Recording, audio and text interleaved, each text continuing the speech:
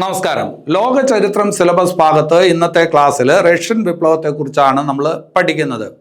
ഈ ഭാഗത്ത് ഇതിനോടകം ഇംഗ്ലണ്ടിലെ വിപ്ലവം, അമേരിക്കൻ വിപ്ലവം, ഫ്രഞ്ച് വിപ്ലവം, ലാറ്റിൻ അമേരിക്കൻ വിപ്ലവം എന്നിവയെക്കുറിച്ച് പഠിച്ചിട്ടുണ്ട്. അതെല്ലാം നിങ്ങൾക്ക് നന്നായിട്ട് ഉൾക്കൊള്ളാൻ കഴിഞ്ഞു എന്നറിയുന്നതിൽ സന്തോഷമുണ്ട്. ഇന്നത്തെ ക്ലാസ്സിൽ നമ്മൾ റഷ്യൻ വിപ്ലവത്തെക്കുറിച്ചാണ് പഠിക്കുന്നത്. അതുപോലെ മറ്റൊരു പ്രധാനപ്പെട്ട കാര്യമുള്ളത്, ആസ്ഥ അക്കാഡമിയുടെ ഓൺലൈൻ കോഴ്സുകളെ കുറിച്ച് അറിയുന്നതിനും ഞങ്ങളുടെ മറ്റ് സേവനങ്ങൾക്കുമായി ആസ്ഥ അക്കാഡമി കേരള എന്ന ഞങ്ങളുടെ ലേണിംഗ് ആപ്പ് ഡൗൺലോഡ് ചെയ്യുക. ഇവിടെ നടക്കുന്ന ക്ലാസ്സുകളുടെ PDF നോട്ട്സിനായിട്ട് ഞങ്ങളുടെ ടെലഗ്രാം ചാനൽ കൂടി അംഗമാവുക. ഇനി അത് കഴിഞ്ഞിട്ട് മറ്റൊരു പ്രധാനപ്പെട്ട കാര്യമുള്ളത്, ഇപ്പോൾ ഞാൻ നിങ്ങളെ പഠിപ്പിച്ചുകൊണ്ടിരിക്കുന്ന ലോകചരിത്രം, അത് ഞാൻ തന്നെ എഴുതിയ ഒരു പുസ്തകമുണ്ട്. ലോകചരിത്രം പെട്ടെന്ന് കുട്ടികൾക്ക് വായിച്ച് പഠിക്കാൻ പറ്റുന്ന വിധത്തിൽ ഒരു പുസ്തകം തയ്യാറാക്കിയിട്ടുണ്ട്. അതിനകത്ത് പഴയ ചോദ്യപേപ്പറുകളെല്ലാം വെച്ചിട്ടുണ്ട്. പെട്ടെന്ന് വായിച്ച് പഠിക്കാൻ പറ്റുന്ന ഒരു പുസ്തകമാണ്. 70 രൂപ മാത്രമാണ് പുസ്തകത്തിന് വിലയുള്ളത്. 72 പേജുകൾ മാത്രമേ ഉള്ളൂ. അങ്ങനെ ഒരു പുസ്തകം പ്രസിദ്ധീകരിച്ചിട്ടുണ്ട്. അപ്പോൾ ഈ ക്ലാസ് കേൾക്കുകയും ഈ പുസ്തകം വായിക്കുകയും ചെയ്താൽ പെട്ടെന്ന് ആ കാര്യം നിങ്ങൾക്ക് പഠിച്ചു തീർക്കാനായിട്ട് പറ്റും. അപ്പോൾ ഇവിടെ ഒരുപാട് മാർക്കൊന്നുമില്ല, 15ഓ 20ഓ മാർക്കൊന്നും അല്ല ഇവിടെ ഉള്ളത്. ഇവിടെ 1ഓ 2ഓ മാർക്കുള്ള ചോദ്യങ്ങൾ മാത്രമേ വരത്തുള്ളൂ. അപ്പോൾ ആ ഒരു രീതിയിൽ നമ്മൾ വായിച്ച് പഠിച്ചാൽ മതിയാവും. അതിന് പറ്റുന്ന വിധത്തിൽ തയ്യാറാക്കിയിരിക്കുന്ന പുസ്തകമാണ്. അപ്പോൾ ഈ പുസ്തകം ആവശ്യമുള്ളവർ ഈ നമ്പറിൽ വിളിക്കുകയോ വാട്സപ്പ് ചെയ്യുകയോ ചെയ്യുക. വിളിച്ചാൽ കിട്ടിയില്ലെങ്കിൽ മിസ് കോൾ കണ്ടാൽ ഞങ്ങൾ നിങ്ങളെ കോൺടാക്ട് ചെയ്തോളാം. പിന്നെ അത് കഴിഞ്ഞിട്ട് ഏതെങ്കിലും തരത്തിൽ ആസ്ഥ അക്കാഡമിക്ക് പേയ്മെൻറ്റ് ചെയ്യുമ്പോൾ ഒരിക്കലും ഒരു ഫോൺ നമ്പറിലോട്ട് പേയ്മെൻറ്റ് ചെയ്യരുത്. ഗൂഗിൾ പേയോ അങ്ങനെ ചെയ്യരുത്. അതുപോലെ തന്നെ QR കോഡ് വഴിയും പേയ്മെൻറ്റ് ചെയ്യരുത്. പേയ്മെൻ്റ് എല്ലാം നമ്മുടെ ഈ പറഞ്ഞ UPI ID വഴി മാത്രമേ ചെയ്യാവൂ. അത് QR.asta.ac@sib എന്നുള്ള UPI ID വഴി മാത്രമേ പേയ്മെൻറ്റ് ചെയ്യാവൂ. ശരി, അപ്പോൾ നമുക്ക് ക്ലാസ്സിനകത്തോട്ട് വരാം. ഞാൻ അജി സുമേരു. ഏവർക്കും ആസ്ഥ അക്കാഡമിയുടെ യൂട്യൂബ് ചാനലിലേക്ക് സ്വാഗതം.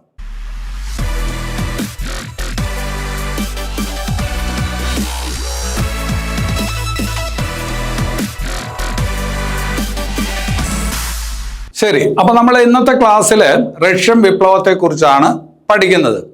നമുക്കറിയാവുന്ന കാര്യമാണ്, റഷ്യൻ വിപ്ലവം നടക്കുന്നത് 1917 അല്ലേ? 1917 എന്ന് പറയുമ്പോൾ നമുക്കറിയാം 20-ാം നൂറ്റാണ്ട്.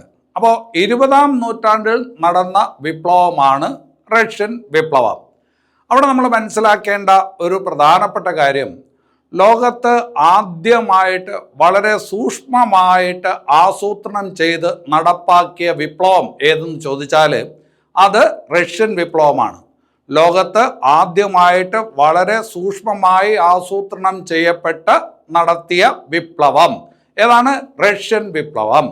അതുപോലെ തന്നെ വളരെ പ്രധാനപ്പെട്ട മറ്റൊരു പോയിന്റാണ്, ലോകത്തിലെ ആദ്യത്തെ വിജയകരമായിട്ടുള്ള കമ്മ്യൂണിസ്റ്റ് വിപ്ലവം. ലോകത്തിലെ ആദ്യത്തെ വിജയകരമായിട്ടുള്ള കമ്മ്യൂണിസ്റ്റ് വിപ്ലവം ഏതെന്ന് ചോദിച്ചാലും റഷ്യൻ വിപ്ലവമാണ്. അപ്പോൾ റഷ്യൻ വിപ്ലവവുമായി ബന്ധപ്പെട്ട കാര്യങ്ങൾ പഠിക്കുമ്പോൾ ആദ്യം ഈ പറഞ്ഞ കാര്യങ്ങളൊന്ന് മനസ്സിലാക്കണം.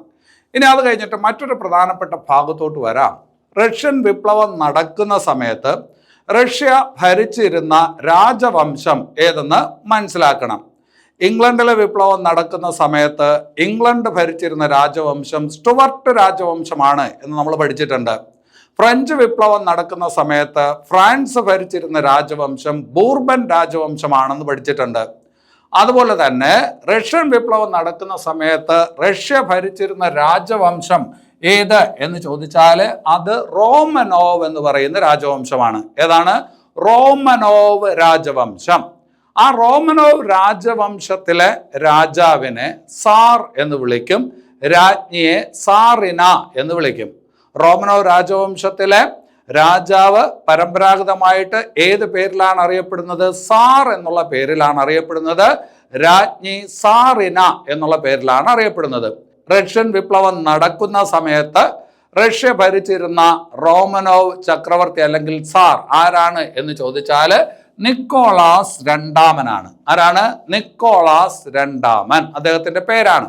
റഷ്യ വിപ്ലവം നടക്കുന്ന സമയത്ത് റഷ്യ ഭരിച്ചിരുന്ന സാർ ചക്രവർത്തി ആരെന്ന് ചോദിച്ചാൽ നിക്കോളാസ് രണ്ടാമനാണ്. അവിടെ വേറൊരു പേര് കൂടി നിങ്ങൾ പരിചയപ്പെട്ടു വയ്ക്കണം, റാസ്പുട്ടിൻ. എന്താണ്? റാസ്പുട്ടിൻ. റാസ്പുട്ടിൻ ആരെ എന്നൊന്ന് മനസ്സിലാക്കി വെക്കുക. വളരെ ഇമ്പോർട്ടൻ്റ് അല്ല, ഒന്ന് മനസ്സിലാക്കി വെക്കുക. ഈ സാറിനെയും അതുപോലെ തന്നെ സാറിനെയും വളരെയധികം സ്വാധീനിച്ചിരുന്ന ഒരു കപട സന്യാസിയായിരുന്നു റാസ്പുട്ടിൻ. റഷ്യൻ ചരിത്രം പഠിക്കുമ്പോൾ റാസ്പുട്ടിൻ എന്ന് പറയുന്ന ഒരു കപട സന്യാസിയെ കുറിച്ച് കൂടി പറയും. ആ കപട സന്യാസി, അദ്ദേഹത്തിന്റെ പ്രാധാന്യം എന്താണെന്ന് ചോദിച്ചാൽ, ഈ കൊട്ടാരത്തിൽ, അതായത് സാറിന്റെ കൊട്ടാരത്തിൽ ഒരുപാട് സ്വാധീനമുണ്ടായിരുന്ന ഒരു കപട സന്യാസിയായിരുന്നു റാസ്പുട്ടിൻ എന്നൊന്ന് മനസ്സിലാക്കി വെച്ചാൽ മതി. ഇനി നമുക്ക് റഷ്യൻ വിപ്ലവത്തിലോട്ട് വരണം. അതിലോട്ട് വരുന്നതിന് മുമ്പ് നമുക്കൊരു രാഷ്ട്രീയ പാർട്ടിയെ പരിചയപ്പെടാനുണ്ട്. 1898 രൂപീകരിച്ച ഒരു പാർട്ടിയാണ്. റഷ്യയിൽ 1898 രൂപീകരിച്ച ഒരു പാർട്ടിയാണ് socialist democratic labour party. Socialist democratic labour party ഇതെന്ന് രൂപീകരിച്ചു എന്നൊന്നും പരീക്ഷയ്ക്ക് ചോദിക്കത്തില്ല. പക്ഷെ ഇത് മനസ്സിലാക്കേണ്ട ഒരു കാര്യമുണ്ട്. അപ്പോൾ സോഷ്യലിസ്റ്റ് ഡെമോക്രാറ്റിക് ലേബർ പാർട്ടി 1898 രൂപീകരിച്ചു. നിങ്ങൾക്കറിയാം, ഈ സമയത്ത് ഫെഡറിക് ഏംഗൽസിൻ്റെയും മാർക്സിൻ്റെയും ആശയങ്ങൾ ലോകത്ത് പ്രചരിക്കപ്പെട്ടുകൊണ്ടിരിക്കുകയാണ്. അതിൽ നിന്ന് പ്രചോദനം ഉൾക്കൊണ്ടുകൊണ്ട് റഷ്യയിൽ ആരംഭിച്ച തൊഴിലാളി പാർട്ടിയാണ് സോഷ്യലിസ്റ്റ് ഡെമോക്രാറ്റിക് ലേബർ പാർട്ടി. പിന്നീട് എന്ത് സംഭവിച്ചു? 1903 ഈ പാർട്ടി രണ്ടായിട്ട് പിരിഞ്ഞു. 1903 അഭിപ്രായ ഭിന്നതകൾ കാരണം ഈ പാർട്ടിയിലുള്ള ആൾക്കാർ രണ്ട് വിഭാഗമായിട്ട് പിരിഞ്ഞു. ആ രണ്ട് വിഭാഗങ്ങളാണ്, ഒന്ന് മെൻഷെവിക്, വേറൊന്ന് ബോൾഷെവിക്, അല്ലെ? അപ്പൊ മെൻഷെവിക്കും ബോൾഷെവിക്കും റഷ്യൻ വിപ്ലവം പഠിക്കുമ്പോൾ ഈ പറഞ്ഞ വാക്കുകൾ വളരെ പ്രാധാന്യമുള്ളതാണ്. അപ്പൊ മെൻഷെവിക്ക്, ബോൾഷെവിക്ക് ഇത് എവിടെ നിന്നാണ് തുടങ്ങുന്നത്? സോഷ്യലിസ്റ്റ് ഡെമോക്രാറ്റിക് ലേബർ പാർട്ടി എന്ന് പറഞ്ഞൊരു പാർട്ടി 1898 റഷ്യയിൽ സ്ഥാപിക്കപ്പെട്ടു. അഭിപ്രായ ഭിന്നതകൾ കാരണം 1903 ഈ പാർട്ടി രണ്ടായിട്ട് പിരിഞ്ഞു. അങ്ങനെ രണ്ട് വിഭാഗങ്ങളായി. അതിലൊരു വിഭാഗമാണ് മെൻഷെവിക്. മെൻഷെവിക് എന്ന് പറയുന്ന റഷ്യൻ വാക്കിന്റെ അർത്ഥം, മെൻഷെവിക് ഏതാണ്? ന്യൂനപക്ഷം എന്നുള്ളതാണ്. ബോൾഷെവിക് എന്ന് പറയുന്ന റഷ്യൻ വാക്കിന്റെ അർത്ഥം എന്താണ്? ഭൂരിപക്ഷം എന്നാണ്. അപ്പൊ മെൻഷെവിക് എന്ന് പറഞ്ഞാൽ ന്യൂനപക്ഷം, ബോൾഷെവിക് എന്ന് പറഞ്ഞാൽ എന്താണ്? ഭൂരിപക്ഷം, അല്ലെ? അപ്പോൾ രണ്ട് വിഭാഗങ്ങൾ ഏതൊക്കെ? Menshevik, Bolshevik. ഇനി അത് കഴിഞ്ഞിട്ട് അതിലെ നേതാക്കളെ ഒന്ന് പരിചയപ്പെടണം. പരീക്ഷയ്ക്ക് ചോദിക്കുന്നതാണ് മെൻഷെവിക്കുകളുടെ നേതാവ്. മെൻഷെവിക് വിഭാഗത്തിന്റെ നേതാവ് ആര് എന്ന് ചോദിച്ചാൽ കെറൻസ്കി ആണ്. പരീക്ഷയ്ക്ക് ചോദിക്കുന്നു എങ്കിൽ മെൻഷെവിക്കുകളുടെ നേതാവ് ആരെന്നേ ചോദിക്കത്തുള്ളൂ. ചോയ്സിൽ ആദ്യം ലെനിന്റെ പേര് തന്നിരിക്കും. നിങ്ങൾ അത് എഴുതി തെറ്റിക്കരുത്. മെൻഷെവിക്കുകളുടെ നേതാവ് ആരെന്നേ പരീക്ഷയ്ക്ക് ചോദിക്കത്തുള്ളൂ. ആരാണ്? കെറൻസ്കി ആണ്. അതേസമയം കുറച്ചുകൂടി പ്രസിദ്ധമായിട്ടുള്ള ഒരു വിഭാഗമാണ്, ലെനിനൊക്കെ പ്രവർത്തിച്ചത് ആ വിഭാഗത്തിലാണ്. ആ പറഞ്ഞ വിഭാഗമാണ് ബോൾഷെവിക്. ബോൾഷെവിക്കുകളുടെ നേതാവ് ആരെന്ന് ചോദിച്ചാൽ ലെനിനാണ്. ബോൾഷെവിക്കുകളുടെ വേറൊരു നേതാവാണ്, പ്രധാനപ്പെട്ട ലെനിന്റെ വളരെ അടുത്ത സുഹൃത്തായിരുന്ന ആളാണ് ട്രോട്സ്കി. അപ്പോൾ മെൻഷെവിക്കുകളുടെ നേതാവ് കെറൻസ്കി ആണ്. അതേസമയം ലെനിനും ട്രോട്സ്കിയും ഒക്കെ ഏതിന്റെ നേതാക്കളായിരുന്നു? ബോൾഷെവിക് വിഭാഗത്തിന്റെ നേതാവായിരുന്നു. ഇനി അവിടെ ഒരു കാര്യം കൂടി ഒന്ന് മനസ്സിലാക്കി വെക്കണം. വ്ളാഡിമർ ഇല്ലിച്ച് ഉള്യാനോവ് എന്നത് ആരുടെ യഥാർത്ഥ നാമമാണ് എന്ന് പരീക്ഷയ്ക്ക് ചോദിച്ചേക്കും. വ്ളാഡിമർ ഇല്ലിച്ച് ഉള്യാനോവ് എന്ന് പറയുന്നത് ലെനിന്റെ ശരിയായിട്ടുള്ള പേരാണ്. അപ്പൊ ലെനിന്റെ ശരിക്കുള്ള പേരാണ് വ്ളാഡിമർ ഇല്ലിച്ച് ഉള്യാനോവ്, അല്ലെ? അപ്പൊ ഇത്രയും കാര്യങ്ങൾ മനസ്സിലാക്കാമല്ലോ. ഞാൻ പറഞ്ഞ കാര്യങ്ങൾ വളരെ ചുരുക്കി ഒന്ന് പറയാം. വളരെ ആസൂത്രിതമായിട്ട് ലോകത്ത് നടപ്പിലാക്കിയ ആദ്യത്തെ വിപ്ലവമാണ് റഷ്യൻ വിപ്ലവം. വിജയകരമായിട്ടുള്ള ആദ്യത്തെ കമ്മ്യൂണിസ്റ്റ് വിപ്ലവമാണ് റഷ്യൻ വിപ്ലവം. റഷ്യ ഭരിച്ചിരുന്ന രാജവംശമാണ് റോമനോവ് രാജവംശം. റോമനോവ് രാജവംശത്തിലെ ചക്രവർത്തി സാർ എന്നറിയപ്പെടും, രാജ്ഞി സാറിന എന്നറിയപ്പെടും. റഷ്യൻ വിപ്ലവമൊക്കെ നടക്കുന്ന സമയത്ത് റഷ്യ ഭരിച്ചിരുന്ന ചക്രവർത്തി നിക്കോളാസ് രണ്ടാമനാണ്. 1898 റഷ്യയിൽ സ്ഥാപിക്കപ്പെട്ട പാർട്ടിയാണ് സോഷ്യലിസ്റ്റ് ഡെമോക്രാറ്റിക് ലേബർ പാർട്ടി. 1903 അത് രണ്ട് വിഭാഗങ്ങളായിട്ട് തിരിഞ്ഞു. മെൻഷെവിക്ക്, ബോൾഷെവിക്ക്. മെൻഷെവിക് എന്ന് പറഞ്ഞാൽ ന്യൂനപക്ഷം, ബോൾഷെവിക് എന്ന് പറഞ്ഞാൽ ഭൂരിപക്ഷം. മെൻഷെവിക്കുകളുടെ നേതാവായിരുന്നു കെരൻസ്കി, ബോൾഷെവിക്കുകളുടെ നേതാവായിരുന്നു ആര്? ലെനിനും ട്രോട്സ്കിയും ഒക്കെ. ഇനി അത് കഴിഞ്ഞിട്ട് ലെനിന്റെ യഥാർത്ഥ പേരെന്താണ്? വ്ളാഡിമർ ഇല്ലിച്ച് ഉള്യാനോവ്. ഇനി അത് കഴിഞ്ഞിട്ട് വേറൊരു സംഭവത്തിലോട്ട് വരാം, രക്തരൂക്ഷിത ഞായർ. നമ്മൾ റഷ്യൻ ചരിത്രം പഠിക്കുമ്പോൾ വളരെ പ്രധാനപ്പെട്ട ഒരു സംഭവമാണ് രക്തരൂക്ഷിത ഞായർ. ഒരു സംഭവമാണ്, ബ്ലഡി സൺഡേ സംഭവം എന്ന് പറയും. ബ്ലഡി സൺഡേ, രക്തരൂക്ഷിത ഞായർ. ആ സംഭവം എന്താണ്, അതിൻ്റെ പശ്ചാത്തലം എന്താണ്, അതൊന്ന് നിങ്ങൾ മനസ്സിലാക്കി വയ്ക്കണം. ഇപ്പോൾ ഞാൻ പറഞ്ഞു നിക്കോളാസ് രണ്ടാമനാണ് റഷ്യ ഭരിച്ചുകൊണ്ടിരിക്കുന്നത്, അല്ലെ? സാധാരണ നമ്മൾ പല വിപ്ലവങ്ങളും പഠിച്ച സമയത്ത് ആ വിപ്ലവത്തിനുള്ള കാരണം എന്താണ്? ചക്രവർത്തിയുടെ താൻ പോരുമ, അല്ലെങ്കിൽ ഈ പറഞ്ഞ കഴിവില്ലായ്മ, അല്ലെങ്കിൽ രാജ്യത്തുള്ള ദാരിദ്ര്യം, പട്ടിണി, നികുതി ഭാരം, പിന്നെ അത് കഴിഞ്ഞിട്ട് രാജാവിൻ്റെ യുദ്ധക്കൊതി, ഇതൊക്കെ ഈ പറഞ്ഞ വിപ്ലവത്തിന് കാരണമായിട്ടുണ്ട്. അതേ ഒരു സാഹചര്യം ഇപ്പോൾ എവിടെയുമുണ്ട്, റഷ്യയിലുമുണ്ട്. റഷ്യയിൽ നിക്കോളാസ് രണ്ടാമന്റെ ഭരണകാലഘട്ടത്തിൽ ജനങ്ങൾ അത്ര തൃപ്തരായിരുന്നില്ല. രാജ്യത്ത് പട്ടിണിയും ദാരിദ്ര്യവും അതുപോലെ തന്നെ ഭക്ഷ്യ ലഭ്യത കുറവും ഒക്കെ ധാരാളം ഉണ്ടായിരുന്ന ഒരു സമയമാണ്. അപ്പോൾ അങ്ങനെ ഒരു സാഹചര്യത്തിൽ ഒരു ഈ പറഞ്ഞ ആൾക്കൂട്ടം, സ്ത്രീകളടക്കമുള്ള ഒരു ആൾക്കൂട്ടം ഒരു ഞായറാഴ്ച ദിവസം പുരോഹിതന്റെ നേതൃത്വത്തിൽ വളരെ സമാധാനപരമായിട്ട് ആ കാര്യങ്ങളെല്ലാം രാജാവിനെ അറിയിക്കുന്നതിന് വേണ്ടിയിട്ട് ഒരു ജാഥ നടത്തുന്നു.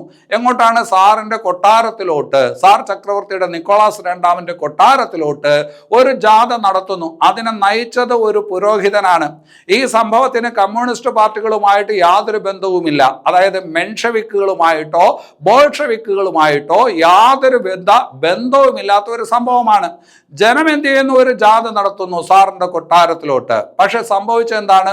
ഒരു പ്രകോപനവുമില്ലാതെ ജനക്കൂട്ടത്തിൽ നിന്ന് ഒരു പ്രകോപനം ഉണ്ടായിട്ടില്ല. പക്ഷേ സാറിന്റെ പട്ടാളക്കാർ എന്ത് ചെയ്തു?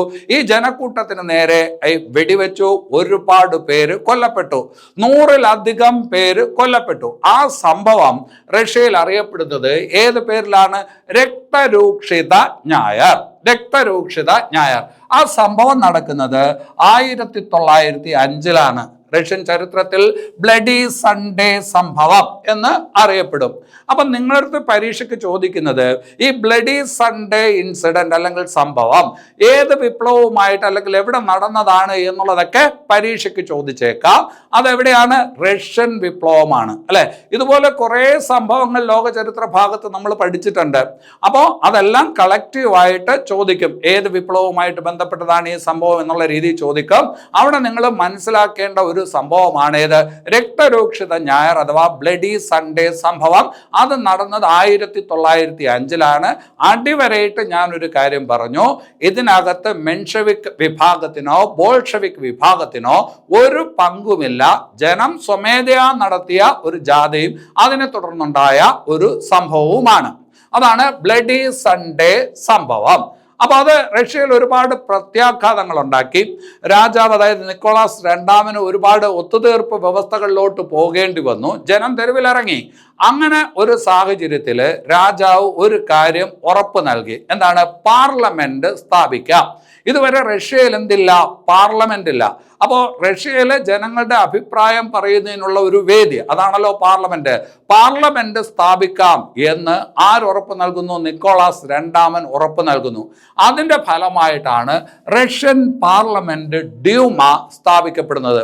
ഡ്യൂമ ഏത് രാജ്യത്തെ പാർലമെന്റ് ആണ്? ഒരുപാട് പരീക്ഷയ്ക്ക് ചോദിച്ച ചോദ്യമാണ്. ഡ്യൂമ റഷ്യൻ പാർലമെന്റ് ആണ്. അപ്പൊ റഷ്യൻ പാർലമെന്റ് ഡ്യൂമ സ്ഥാപിക്കുന്നതിന് കാരണമായ സംഭവം എന്ത് എന്ന് ചോദിച്ചാൽ അത് ബ്ലഡി സൺഡേ സംഭവമാണ്. 1905. ഇനി അത് കഴിഞ്ഞിട്ട് അവിടെ അടിവരയിട്ട് മനസ്സിലാക്കി വെക്കേണ്ട ഒരു കാര്യമാണ്, നമ്മുടെ റഷ്യൻ വിപ്ലവത്തിന്റെ നായകൻ എന്നൊക്കെ നമ്മൾ പറയുന്ന ലെനിനുണ്ട്. അദ്ദേഹം പിന്നീട് ഒരിക്കൽ പറഞ്ഞിട്ടുള്ള ഒരു കാര്യമാണ്, റഷ്യൻ വിപ്ലവത്തിന്റെ മുന്നൊരുക്കമായിരുന്നു രക്തരൂക്ഷിത ഞായർ. റഷ്യൻ വിപ്ലവത്തിന്റെ മുന്നൊരുക്കം എന്ന് ലെനിൻ വിശേഷിപ്പിച്ചത് ഏത് സംഭവത്തിനെയാണ് എന്ന് ചോദിച്ചാൽ അതും ഏത് സംഭവത്തിനെയാണ്? ബ്ലഡി സൺഡേ സംഭവത്തിനെയാണ്. റഷ്യൻ വിപ്ലവത്തിന്റെ മുന്നൊരുക്കം എന്ന് ബ്ലഡി സൺഡേ സംഭവത്തെ വിശേഷിപ്പിച്ചതാര് എന്ന് ചോദിച്ചാൽ ആരാണ്? ലെനിനാണ്, അല്ലെ? ഇതുപോലെ ഒരു കാര്യം നമ്മൾ നേരത്തെ പഠിച്ചിട്ടുണ്ട്. ഡയമണ്ട് നെക്ലേസ് വിവാദമാണ് ഫ്രഞ്ച് വിപ്ലവത്തിന് കാരണമായത് എന്ന് അഭിപ്രായപ്പെട്ടത് സാക്ഷാൽ നെപ്പോളിയനാണ്. ഡയമണ്ട് നെക്ലേസ് വിവാദം ഫ്രഞ്ച് വിപ്ലവവുമായി ബന്ധപ്പെട്ട് നമ്മൾ പഠിച്ച ഒരു ടേമാണ്. ഡയമണ്ട് നെക്ലേസ് വിവാദം ഫ്രഞ്ച് വിപ്ലവത്തിന് കാരണമായ സംഭവമാണ് എന്ന് പറഞ്ഞത് ആരെന്ന് ചോദിച്ചാൽ അത് നെപ്പോളിയനാണ്. ഇവിടെ ഇപ്പോൾ പറഞ്ഞത് രക്തരൂക്ഷിത ഞായർ ഏത് വിപ്ലവത്തിന്റെ മുന്നൊരുക്കം എന്നാണ് പറഞ്ഞത്? റഷ്യൻ വിപ്ലവത്തിന്റെ മുന്നൊരുക്കം എന്ന് പറഞ്ഞു. ആര് പറഞ്ഞു? വ്ളാഡിമർ ഇല്യച്ച് ഉള്യാനോവ് അഥവാ ലെനിൻ, അല്ലെ? അപ്പൊ അതൊന്ന് ഓർത്ത് വയ്ക്കണം. ഇനിയാണ് നമ്മൾ ശരിക്കുള്ള റഷ്യൻ വിപ്ലവത്തിലോട്ട് വരുന്നത്. റഷ്യൻ വിപ്ലവം എന്ന് പറയുമ്പോൾ ശരിക്കും അവിടെ രണ്ട് വിപ്ലവങ്ങൾ നടന്നിട്ടുണ്ട്. ആ രണ്ട് വിപ്ലവങ്ങൾ എന്ന് പറയുമ്പോൾ ഒന്ന് ഫെബ്രുവരി വിപ്ലവം, 1917 നടന്ന ഫെബ്രുവരി വിപ്ലവം. 1917 തന്നെ നടന്ന മറ്റൊരു വിപ്ലവമുണ്ട്, ഒക്ടോബർ വിപ്ലവം.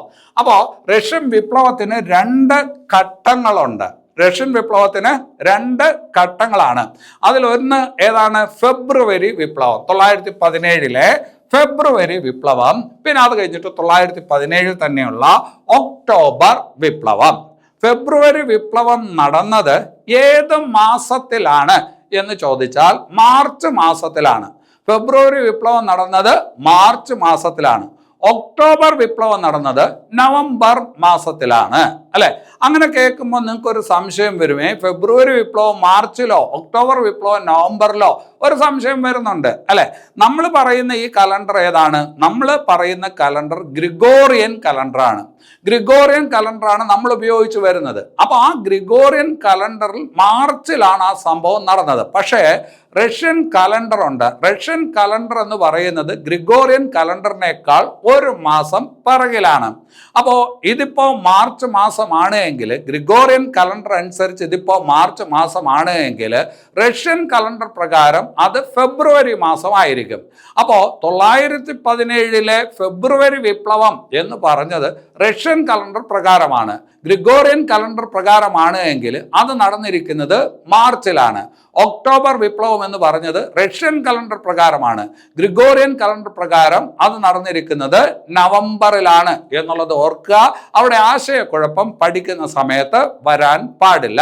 അപ്പോൾ റഷ്യൻ വിപ്ലവത്തിന് പ്രധാനമായിട്ട് രണ്ട് ഘട്ടമാണ്. ഒന്ന് ഫെബ്രുവരി വിപ്ലവം, രണ്ട് ഒക്ടോബർ വിപ്ലവം. ഒക്ടോബർ വിപ്ലവം. ഈ ഫെബ്രുവരി വിപ്ലവത്തിന് മെൻഷവിക് വിപ്ലവം എന്ന് പറയും. ഫെബ്രുവരി വിപ്ലവത്തിന് മെൻഷവിക് വിപ്ലവം എന്ന് പറയും. അതുപോലെ തന്നെ ഒക്ടോബർ വിപ്ലവത്തിന് നമ്മൾ പറയുന്നത് ബോൾഷെവിക് വിപ്ലവമാണ്. ഞാൻ നേരത്തെ പറഞ്ഞു, വളരെ സൂക്ഷ്മമായിട്ട് ആസൂത്രണം ചെയ്ത് നടപ്പിലാക്കിയ വിപ്ലവമാണ് റഷ്യൻ വിപ്ലവം എന്ന് പറഞ്ഞു. ആ പറഞ്ഞ കാര്യം ഏറ്റവും യോജിക്കുന്നത് ഏതിൻ്റെ കാര്യത്തിലാണ്? ബോൾഷെവിക് വിപ്ലവത്തിൻ്റെ കാര്യത്തിലാണ്. അതായത് 1917 ലെനിന്റെ നേതൃത്വത്തിലുള്ള ബോൾഷെവിക് വിപ്ലവത്തിൻ്റെ കാര്യത്തിലാണ്. അപ്പോൾ റഷ്യൻ വിപ്ലവത്തിന് എത്ര ഘട്ടം? രണ്ട് ഘട്ടം. ഏതൊക്കെയാണെന്ന് നമ്മൾ മനസ്സിലാക്കിയിട്ടുണ്ട്. ഇനി അത് കഴിഞ്ഞിട്ട് അതിലെ ആദ്യ ഘട്ടത്തിലോട്ട് വരാം. ഫെബ്രുവരി ഈ പറഞ്ഞ വിപ്ലവത്തിലോട്ട് വരാം. അത് നടന്നത് 1917 മാർച്ചിലാണ്. അതിനുള്ള കാരണം എന്താണെന്ന് ചോദിച്ചാൽ വളരെ ആകസ്മികമായിട്ടുള്ള ഒരു സംഭവമാണ്. ഞാൻ നേരത്തെ പറഞ്ഞു, ഈ റഷ്യൻ വിപ്ലവമൊക്കെ നടക്കുന്ന സമയത്ത് അവിടെ ഭയങ്കരമായിട്ടുള്ള പട്ടിണിയും പരിവട്ടവും ഒക്കെ ആയിരുന്നു. അതായത് ജനങ്ങൾക്ക് ആഹാരം കിട്ടാനില്ല. റേഷൻ കട വഴി അവർക്ക് ഈ പറഞ്ഞ ആഹാരം കിട്ടാത്ത സാഹചര്യമാണ്. റൊട്ടി കിട്ടാനില്ല. അങ്ങനെ വന്നപ്പോൾ വയലന്റ് ആയിട്ടുള്ള പ്രതികരണം പെട്ടെന്ന് ഈ പറഞ്ഞ സ്ത്രീകളുടെയും കുട്ടികളുടെയും അതുപോലെ തന്നെ ജനങ്ങളുടെയും ഭാഗത്തുനിന്നുണ്ടായി. അങ്ങനെ ഈ പറഞ്ഞ വനിതകളടക്കമുള്ളവർ രംഗത്ത് വന്ന ഒരു ഈ പറഞ്ഞ സംഭവമാണ് ഏതെന്ന് പറയുന്നത് ഫെബ്രുവരി വിപ്ലവം എന്ന് പറയുന്നത്. അപ്പൊ ഈ ഫെബ്രുവരി വിപ്ലവത്തിന്റെ തുടക്കം ഭക്ഷ്യക്ഷാമമാണ്, റൊട്ടി കിട്ടാത്ത അവസ്ഥയാണ്. നമ്മുടെ ഈ പറഞ്ഞ രാജാവ് ഈ സമയത്തും യുദ്ധം ചെയ്തുകൊണ്ടിരിക്കുകയാണ്.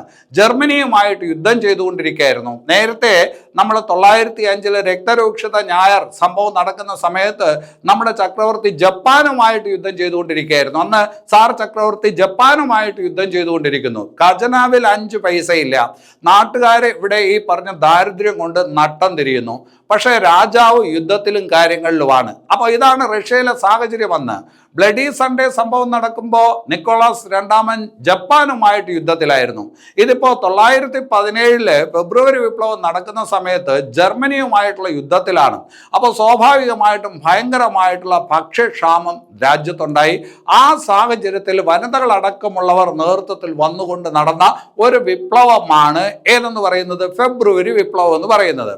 ആ വനിതകളടക്കമുള്ള ജനക്കൂട്ടത്തിന് പിന്നീട് മെൻഷവിക്കുകൾ, ആരാണ് മെൻഷവിക് വിഭാഗം, പൂർണ്ണ പിന്തുണ കൊടുത്തു. അങ്ങനെ മെൻഷവിക്കുകളുടെ പിന്തുണയോടുകൂടി സാർ ചക്രവർത്തിയുടെ റഷ്യയിലെ ഭരണം അവസാനിച്ചു. അതാണ് ഫെബ്രുവരി വിപ്ലവം, അല്ലെ? അപ്പൊ 1917 ആ ഫെബ്രുവരി വിപ്ലവത്തിന്റെ ഫലമായി സംഭവിച്ചത് എന്താണെന്ന് ചോദിച്ചാൽ സാർ ചക്രവർത്തിയുടെ ഭരണം ഇല്ലാതായി. ബ്ലഡി സൺഡേ സംഭവം 905 നടന്നത്. അതിന്റെ ഫലം എന്താണെന്ന് ചോദിച്ചാൽ റഷ്യൻ പാർലമെന്റ് ഡ്യൂമ ഉണ്ടായി. അതേസമയം ഫെബ്രുവരി വിപ്ലവത്തിന്റെ ഫലം എന്താണെന്ന് ചോദിച്ചാൽ സാർ ചക്രവർത്തിയുടെ ഭരണം ഇല്ലാതായി. അങ്ങനെ സാർ ചക്രവർത്തിയുടെ ഭരണം ഇല്ലാതായപ്പോൾ അവിടെ ഒരു താൽക്കാലിക ഗവൺമെന്റ് മെൻഷവിക്കുകളുടെ നേതൃത്വത്തിൽ ഉണ്ടായി. താൽക്കാലിക ഗവൺമെന്റ്. ആ താൽക്കാലിക ഗവൺമെന്റിന്റെ സ്ഥാനത്തോട്ട് അവിടെ ഈ പറഞ്ഞ അധികാരത്തിലോട്ട് വന്നത് ഒരു മെൻഷവിക് നേതാവ് പ്രിൻസ് ലിവോവ് ആണ്. അപ്പോൾ മെൻഷവിക്കുകളുടെ നേതൃത്വത്തിൽ ഫെബ്രുവരി വിപ്ലവം വിജയകരമാകുന്നു. അവിടെ ഈ പറഞ്ഞ നിക്കോളാസ് രണ്ടാമൻ സ്ഥാനഭ്രഷ്ടനാക്കപ്പെടുന്നു.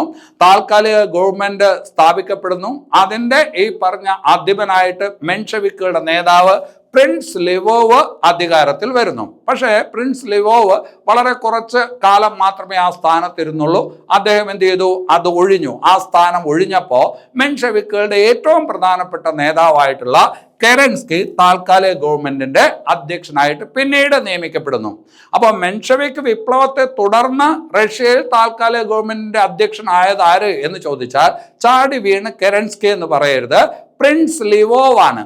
പ്രിൻസ് ലിവോവ് ആണ് ഫെബ്രുവരി വിപ്ലവത്തിനെ തുടർന്ന് മെൻഷവിക്കുകളുടെ ഈ പറഞ്ഞ നേതാവായിട്ട് അല്ലെങ്കിൽ ഈ താൽക്കാലിക ഗവൺമെന്റ് അധ്യക്ഷനായിട്ട് നിയമിക്കപ്പെടുന്നത്. പിന്നീടാണ് ആര് വരുന്നത്? കെരൻസ്കി വരുന്നത്. അപ്പോൾ ഫെബ്രുവരി വിപ്ലവം, ആ ഫെബ്രുവരി വിപ്ലവവുമായിട്ട് ബന്ധപ്പെട്ട കാര്യം നമ്മൾ പറഞ്ഞു. ആ വിപ്ലവം നടന്നത് മാർച്ചിലാണ്. ജനക്കൂട്ടം പെട്ടെന്ന് ആകസ്മികമായിട്ട് സംഭവിച്ച ഒരു കാര്യമാണ് മെൻഷവിക്കുകളുടെ പിന്തുണ. അവിടെ ആര് സ്ഥാനഭ്രഷ്ടനായി? നിക്കോളാസ് രണ്ടാമൻ സ്ഥാനഭ്രഷ്ടനായി. താൽക്കാലിക ഗവൺമെന്റ് റഷ്യയിൽ ഉണ്ടാവുന്നു. അങ്ങനെ ഉണ്ടായപ്പോൾ ആര് ഈ പറഞ്ഞ അധ്യക്ഷ സ്ഥാനത്തോട്ട് വന്നു? താൽക്കാലിക ഗവൺമെന്റ് തലവനായിട്ട് ആര് വന്നു? പ്രിൻസ് ലിവോവ് വന്നു. പ്രിൻസ് ലിവോവിന് ശേഷം അദ്ദേഹം സ്ഥാനം ഒഴിഞ്ഞപ്പോൾ ആര് വന്നു? കെരൻസ്കി വന്നു, അല്ലെ? അപ്പൊ അത്രയാണ് നമ്മൾ പറഞ്ഞത്. ഫെബ്രുവരി വിപ്ലവം നടന്നത് ഗ്രിഗോറിയൻ കലണ്ടർ പ്രകാരം മാർച്ചിലാണ്. ഇനി അത് കഴിഞ്ഞിട്ട് നമുക്ക് ഒക്ടോബർ വിപ്ലവത്തിലോട്ടാണ് വരേണ്ടത്. അതിനു മുമ്പ് ഒരു കാര്യം പറയാം. നേരത്തെ നിക്കോളാസ് രണ്ടാമൻ രാജ്യം ഭരിച്ചിരുന്ന സമയത്ത് ബോൾഷവിക് നേതാവായിട്ടുള്ള ലെനിന് ഈ പറഞ്ഞ റഷ്യയിൽ നിൽക്കാൻ പറ്റത്തില്ലായിരുന്നു. അയാളെ ഏത് സമയം വേണമെങ്കിലും പോലീസ് പട്ടാളക്കാർ പിടിക്കുന്ന ഒരു സാഹചര്യം ഉണ്ടായിരുന്നു.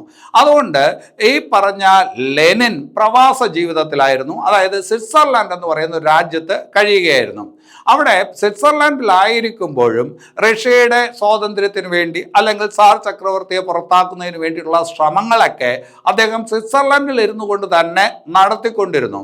അപ്പോൾ അതിൻ്റെ ഭാഗമായിട്ട് അദ്ദേഹം ചില പ്രബോധനങ്ങൾ മുമ്പോട്ട് വച്ചിട്ടുണ്ട്. അതിലൊരു പ്രധാനപ്പെട്ട കാര്യം അദ്ദേഹം ആവശ്യപ്പെടുന്നത്, അതായത് അന്നത്തെ ഈ പറഞ്ഞ റഷ്യൻ ഭരണകൂടത്തിനോട് അല്ലെങ്കിൽ അവിടുത്തെ തൊഴിലാളികളോട് ആവശ്യപ്പെട്ടത് ഈ ലക്ഷ്യത്തിന് വേണ്ടി നിങ്ങൾ പ്രവർത്തിക്കണമെന്നാണ്. ആ ലക്ഷ്യത്തിൽ ഒന്ന് എന്ന് പറയുന്നത് കൃഷിഭൂമി കർഷകന് കിട്ടണം. കൃഷിഭൂമിയുടെ ഉടമസ്ഥാവകാശം ആർക്ക് കിട്ടണം? കർഷകന് കിട്ടണം. പിന്നെ അത് കഴിഞ്ഞിട്ട് റഷ്യയിലെ ബാങ്കുകൾ ദേശസാൽക്കരിക്കണം. റഷ്യയിലെ ബാങ്കുകൾ ദേശസാൽക്കരിക്കണം. കുറച്ച് കാലമായിട്ട് ജർമ്മനിയുമായിട്ട് യുദ്ധമാണ്. ആ യുദ്ധം നാട്ടിൽ ഒരുപാട് ദാരിദ്ര്യം ഉണ്ടാക്കുന്നു, ഒരുപാട് പേരുടെ മരണത്തിനിടയാക്കുന്നു. അതുകൊണ്ട് എത്രയും പെട്ടെന്ന് ജർമ്മനിയുമായിട്ടുള്ള യുദ്ധം അവസാനിപ്പിക്കണം. അപ്പോൾ സ്വിറ്റ്സർലാൻഡിലെ പ്രവാസ ജീവിതത്തിൽ കഴിയുമ്പോഴും റഷ്യയുടെ നല്ലതിന് വേണ്ടിയിട്ട് ചില കാര്യങ്ങളൊക്കെ അവിടെ ഇരുന്നു കൊണ്ട് തന്നെ അയാൾ പ്രാവർത്തികമാക്കിക്കൊണ്ടിരിക്കുകയായിരുന്നു. ആര്? ലെനിൻ. അപ്പോൾ ആ പറഞ്ഞ കാര്യങ്ങളാണ് പറഞ്ഞത്. 3 ആശയങ്ങളാണ് പ്രധാനമായിട്ടും അയാൾ മുമ്പോട്ട് വെച്ചത്. കൃഷിഭൂമി കർഷകന് കൊടുക്കണം, കൃഷിഭൂമി കർഷകന് കൊടുക്കണം, ബാങ്കുകൾ ദേശസാൽക്കരിക്കണം, ജർമ്മനിയുമായിട്ടുള്ള യുദ്ധം എത്രയും പെട്ടെന്ന് അവസാനിപ്പിക്കണം. അപ്പോൾ ഇത് ഒരു 1917 കാലമാണ്, അല്ലെങ്കിൽ 16-17 കാലത്തുള്ള സംഭവമാണ്. അപ്പോൾ അവിടെ ജർമ്മനിയുമായിട്ടുള്ള യുദ്ധം എത്രയും പെട്ടെന്ന് അവസാനിപ്പിക്കണം. ഇങ്ങനെ പ്രബോധനങ്ങളൊക്കെ എവിടെ നിന്ന് വരുമായിരുന്നു? സ്വിറ്റ്സർലാൻഡിൽ നിന്ന് വരുമായിരുന്നു. അതിനെ കളക്റ്റീവായിട്ട് വേറൊരു പേരിൽ പറയും, ഏപ്രിൽ തീസിസ് എന്ന് പറയും. ഏപ്രിൽ തീസിസ് ആരുടെ പ്രബോധനങ്ങളാണ്, അല്ലെങ്കിൽ ഏപ്രിൽ തീസിസ് എന്നറിയപ്പെടുന്നത് ആരുടെ ആശയങ്ങളുടെ സമാഹാരമാണ് എന്നൊക്കെ പരീക്ഷയ്ക്ക് ചോദിച്ചിട്ടുണ്ട്. ആരുടേതെന്ന് ചോദിച്ചാൽ അത് ലെനിന്റെ ആശയങ്ങളാണ്. ഏപ്രിൽ തീസിസുമായി ബന്ധപ്പെട്ടിരിക്കുന്ന നേതാവാരാണ്? അത് ലെനിൻ ആണ് എന്നുള്ളത് ഓർക്കുക. അപ്പൊ അതിലെ 3 ആശയങ്ങളാണ് പറഞ്ഞത്. ബാങ്ക് ദേശസാൽക്കരണം, കൃഷിഭൂമി കർഷകന്, ജർമ്മനിയുമായിട്ടുള്ള യുദ്ധം എത്രയും പെട്ടെന്ന് അവസാനിപ്പിക്കണം. അല്ലെ? ഇപ്പോൾ ഇവിടുത്തെ സാഹചര്യം എന്താണ്? സാർ ചക്രവർത്തിയുടെ ഭരണം കഴിഞ്ഞു. ഇവിടെ ഇപ്പോൾ മെൻഷവിക്കുകളാണ് ഭരിച്ചുകൊണ്ടിരിക്കുന്നത്. ആ സമയത്ത് ലെനിൻ എവിടെ വന്നു? റഷ്യയിൽ വന്നു. റഷ്യയിൽ വന്നിട്ട് ഈ പറഞ്ഞ തൊഴിലാളികളെയും കർഷകരെയൊക്കെ സംഘടിപ്പിക്കാനായിട്ട് തുടങ്ങി. അവരുടെ ചെറിയ ഈ പറഞ്ഞ ഗ്രൂപ്പുകൾ ഉണ്ടാക്കാനായിട്ട് തുടങ്ങി. അങ്ങനെയുള്ള ഗ്രൂപ്പുകളെ സോവിയറ്റുകൾ എന്നാണ് വിളിക്കുന്നത്. അതായത് കർഷകരുടെയും തൊഴിലാളികളുടെയും അടിസ്ഥാന വിഭാഗങ്ങളുടെ ചെറിയ ചെറിയ സംഘങ്ങൾ റഷ്യയുടെ പല ഭാഗങ്ങളിലായിട്ട് രൂപീകരിക്കാനായിട്ട് തുടങ്ങി. ആ ചെറു സംഘങ്ങളെ സോവിയറ്റുകൾ എന്ന് വിളിച്ചു. അവരോട് പറഞ്ഞു, തക്കം പാർത്തിരുന്നോണം, ഏത് സമയത്തും ഒരു ആജ്ഞ ഉണ്ടായാൽ നിങ്ങൾ ഈ പറഞ്ഞ രാജ്യത്തിന്റെ ഭരണം പിടിക്കുന്നതിന് വേണ്ടിയിട്ട് ഈ പറഞ്ഞ മുമ്പോട്ട് വരണം. അപ്പോൾ ഏത് സമയത്തും നിങ്ങൾ ഈ പറഞ്ഞ തയ്യാറായി ഇരിക്കണം എന്നുള്ള രീതിയിലൊക്കെ റഷ്യയിൽ ലെനിൻ ആൾക്കാരെ ഈ പറഞ്ഞ പ്രബുദ്ധരാക്കിക്കൊണ്ടിരിക്കുകയാണ്, അല്ലെങ്കിൽ ഉത്തേജനം നൽകിക്കൊണ്ടിരിക്കുകയാണ്. അതിന്റെ ഫലമായിട്ട് ഈ പറഞ്ഞ ഒരു മുദ്രാവാക്യം കൂടി അദ്ദേഹം മുമ്പോട്ട് വെച്ചു. നേരത്തെ പറഞ്ഞ ഏപ്രിൽ തീസിസിനകത്തുള്ള കാര്യങ്ങളുടെ വേറെ രീതിയിലുള്ള ഒരു മുദ്രാവാക്യമാണ്. ആ മുദ്രാവാക്യം ഒന്ന് ഭൂമി. ഏതാണ്? ഭൂമി. ഭൂമി വേണം. പിന്നെ അത് കഴിഞ്ഞിട്ട് ആഹാരം. ഭൂമി ആഹാരം. ആഹാരം അല്ലെങ്കിൽ ചിലപ്പോൾ ചോയ്സിനകത്ത് അപ്പം എന്ന് കൊടുത്തിരിക്കും. ഭൂമി ആഹാരം. പിന്നെ അത് കഴിഞ്ഞിട്ട് സമാധാനം. ജർമ്മനിയുമായിട്ടുള്ള യുദ്ധം നിർത്തണം, സമാധാനം വേണം. അപ്പോൾ ഭൂമി ആഹാരം സമാധാനം, അല്ലെങ്കിൽ അപ്പം ഭൂമി സമാധാനം. ഇത് ആരുടെ മുദ്രാവാക്യമാണ്? ലെനിന്റെ മുദ്രാവാക്യമാണ്. ബോൾഷെവിക് വിപ്ലവത്തിന്റെ മുദ്രാവാക്യമാണ്. ഇനി നടക്കാൻ പോകുന്നത് ബോൾഷെവിക് വിപ്ലവമാണ്. ആ ബോൾഷെവിക് വിപ്ലവത്തിന്റെ മുദ്രാവാക്യമാണ് ആഹാരം, അല്ലെങ്കിൽ അപ്പം ഭൂമി സമാധാനം. ഭൂമി സമാധാനം. അങ്ങനെ ലെനിന്റെ നേതൃത്വത്തില് 1917 നവംബറിൽ, റഷ്യൻ കലണ്ടർ പ്രകാരം ഒക്ടോബറിൽ നടന്ന വിപ്ലവമാണ് ഏത് വിപ്ലവം? ബോൾഷെവിക് വിപ്ലവം. ഇതാണ് ശരിക്കുള്ള റഷ്യൻ വിപ്ലവം, ബോൾഷെവിക് വിപ്ലവം. അപ്പോൾ ആ ബോൾഷെവിക് വിപ്ലവം നടന്നത് 1917 നവംബറിലാണ്. ആ ബോൾഷെവിക് വിപ്ലവവുമായി ബന്ധപ്പെട്ട് കേൾക്കുന്ന ഒരു സേനയുണ്ട്, സൈന്യമുണ്ട്. അതിപ്പോൾ ഒരു വിപ്ലവം നടക്കുമ്പോൾ സ്വാഭാവികമായിട്ടും അപ്പുറത്തെ സൈഡിലും സൈന്യം കാണും. പ്രതിരോധിക്കാൻ നമുക്കും സൈന്യം വേണം. അപ്പൊ അതിനു വേണ്ടിയിട്ട് ഒരു പ്രത്യേക സൈന്യം ലെനിന്റെ ഈ പറഞ്ഞ ആഗ്രഹപ്രകാരം രൂപീകരിച്ചിരുന്നു. അതാണ് ചുവപ്പ് കാവൽ സേന. ചുവപ്പ് കാവൽ സേന. അപ്പൊ ബോൾഷെവിക് വിപ്ലവവുമായി ബന്ധപ്പെട്ട് കേൾക്കുന്ന വാക്കാണ് ചുവപ്പ് കാവൽ സേന. ആ ചുവപ്പ് കാവൽ സേന അത് രൂപീകരിച്ചത് ആരെന്ന് ചോദിച്ചാൽ, റഷ്യയില് ലെനിന്റെ താല്പര്യമാണ്, പക്ഷെ രൂപീകരിച്ചത് ആരെന്ന് ചോദിച്ചാൽ ട്രോട്സ്കിയാണ്. ആരുടെ താല്പര്യപ്രകാരം? ലെനിന്റെ താല്പര്യപ്രകാരം ആര് രൂപീകരിച്ചു? ട്രോട്സ്കി രൂപീകരിച്ചു. അപ്പൊ ചുവപ്പ് കാവൽ സേന ബോൾഷെവിക് വിപ്ലവവുമായി ബന്ധപ്പെട്ട് നമ്മൾ കേൾക്കുന്ന ഒരു സൈന്യമാണ്. അതിന് രൂപം കൊടുത്തത് ട്രോട്സ്കിയാണ്. അങ്ങനെ ബോൾഷെവിക് വിപ്ലവം നടക്കുന്നു 1917 നവംബറിൽ. അതിന്റെ ഫലമായിട്ട് എന്ത് സംഭവിക്കും? നമുക്കറിയാം. നേരത്തെ പറഞ്ഞ മെൻഷെവിക്കുകളുടെ സർക്കാർ താഴെ വീഴും. ആര് ഭരണം പിടിക്കും? ലെനിൻ ഭരണം പിടിക്കും. അതായത് ബോൾഷെവിക്കുകൾ ഭരണത്തിലെത്തും. അപ്പൊ അതാണ് ശരിക്കുള്ള റഷ്യൻ വിപ്ലവം. ബോൾഷെവിക് വിപ്ലവമാണ് ശരിക്കുള്ള റഷ്യൻ വിപ്ലവം. അത് നടന്നത് 1917 നവംബറിലാണ്. റഷ്യൻ കലണ്ടർ പ്രകാരം 1917 ഒക്ടോബറിലാണ്. ശരി, ഇനി അവിടെ നിങ്ങൾ മനസ്സിലാക്കേണ്ടത് ഈ പറഞ്ഞ വിപ്ലവങ്ങളും, അതായത് ഫെബ്രുവരി വിപ്ലവമാവട്ടെ അല്ലെങ്കിൽ ഒക്ടോബർ വിപ്ലവമാവട്ടെ, ഇത് രണ്ടും നടന്നത് പ്രധാനമായിട്ട് ഒരു പട്ടണത്തിലാണ്. ഒരു പട്ടണത്തിൽ നിന്നാണ് ഈ രണ്ട് വിപ്ലവങ്ങളുടെയും തുടക്കം. ഏതാണ് ആ പട്ടണം എന്ന് ചോദിച്ചാൽ പെട്രോഗ്രാഡ് എന്നാണ് ആ പട്ടണത്തിന്റെ പേര്. ഏതാണ്? പെട്രോഗ്രാഡ്. ഈ റഷ്യൻ വിപ്ലവവുമായി ബന്ധപ്പെട്ട ഒരു നദി എപ്പോഴും പരീക്ഷയ്ക്ക് ചോദിക്കുന്ന ഒരു നദിയുണ്ട്. ഏതാണെന്ന് ചോദിച്ചാൽ നേവാ നദി. നേവാ നദിയുടെ തീരത്തുള്ള പട്ടണമാണ് പെട്രോഗ്രാഡ്. അപ്പോൾ നമ്മൾ മനസ്സിലാക്കിക്കോണം, ഫെബ്രുവരി വിപ്ലവമാവട്ടെ ബോൾഷവിക് വിപ്ലവമാവട്ടെ, അത് രണ്ടും ആരംഭിക്കുന്നത് ഏത് പട്ടണത്തിലാണ് എന്ന് ചോദിച്ചാൽ പെട്രോഗ്രാഡിലാണ്. അവിടെയുള്ള ഒരു നദിയുണ്ട്. ഏതാണ്? നേവാ നദി. റഷ്യൻ വിപ്ലവം പഠിക്കുമ്പോൾ റഷ്യയിൽ ആ നദി കൂടി ഓർത്തു വെക്കണം, നേവാ നദി. അങ്ങനെ ബോൾഷവിക് വിപ്ലവം കഴിഞ്ഞു. ബോൾഷവിക്കുകൾ അധികാരത്തിൽ വന്നു. അധികാരത്തിൽ വന്നതിന് ശേഷം ആദ്യം ചെയ്ത ഒരു കാര്യം എന്താണെന്ന് ചോദിച്ചാൽ ജർമ്മനിയുമായിട്ടുള്ള യുദ്ധം അവസാനിപ്പിച്ചു. നേരത്തെ സാർ ചക്രവർത്തിയുടെ കാലത്ത് തന്നെയുള്ള യുദ്ധമാണ് ജർമ്മനിയും റഷ്യയുമായിട്ടുള്ള യുദ്ധം. അപ്പോൾ അതിനകത്ത് ഭയങ്കരമായിട്ടുള്ള ഒരു വിരോധം ആർക്കുണ്ട്? റഷ്യയിലെ ജനങ്ങൾക്കുണ്ട്. തുടർന്ന് കെരൻസ്കിയുടെ നേതൃത്വത്തിലുള്ള അല്ലെങ്കിൽ മെൻഷവിക്കുകളുടെ നേതൃത്വത്തിലുള്ള ഭരണകൂടം വന്നു, അല്ലെങ്കിൽ ഒരു ഭരണ വ്യവസ്ഥ വന്നു. അവർക്കും ജർമ്മനിയുമായിട്ടുള്ള യുദ്ധം അവസാനിപ്പിക്കാൻ തോന്നിയില്ല. പക്ഷേ ജർമ്മനിയുമായിട്ടുള്ള യുദ്ധം അവസാനിപ്പിക്കപ്പെട്ടത് അധികാരത്തിൽ വന്നതോടുകൂടിയാണ്? ബോൾഷവിക്കുകൾ അധികാരത്തിൽ വന്നതോടുകൂടിയാണ്. അതെപ്പോഴാണ്? 1917 നവംബറിൽ, ആ വിപ്ലവത്തിന് ശേഷം. അങ്ങനെ ജർമ്മനിയുമായിട്ടുള്ള യുദ്ധം എന്ത് ചെയ്യുന്നു? റഷ്യ അവസാനിപ്പിക്കുന്നു. അതുമായി ബന്ധപ്പെട്ട് വളരെ പ്രസിദ്ധമായ ഒരു കരാറുണ്ട്. ഇത് പരീക്ഷയ്ക്ക് ചോദിച്ച ചോദ്യമാണ്. ബ്രസ്റ്റ് ലിത്തോസ്ക് സന്ധി.